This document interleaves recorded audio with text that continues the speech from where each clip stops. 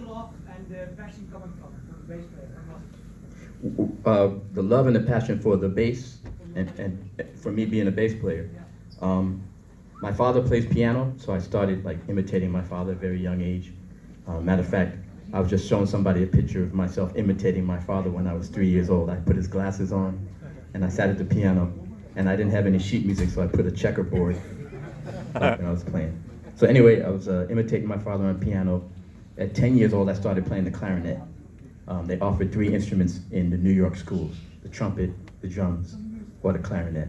And of course, I wanted to play the drums, but my father said, the apartment is too small for you to be banging on the drums. So he said, play something soft, like a clarinet.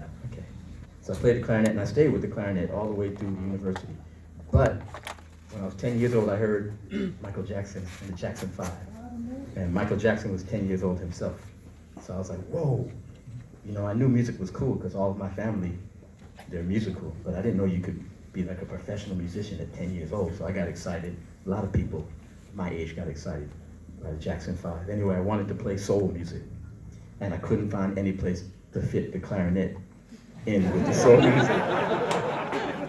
So I was like, okay, this clarinet thing is not going to make it with the soul music. So I got my friend got a bass for Christmas. He lived right down in the same building as I did, so I started going to his house over and over again until I was really getting on his family's nerves.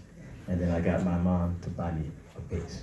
And at that time, we're talking like the 70s, right? So, and I'm not talking about like rock bass. You know, a lot of rock bass, the bass player is just like the least talented guitar player, right? But I'm talking about soul music and funk music, where the bass was like, it was like carrying the whole song. I wanted to be really involved on that level, so I got into the bass really heavy.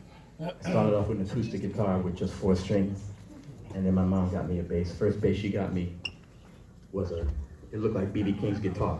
It had like a Gibson 335.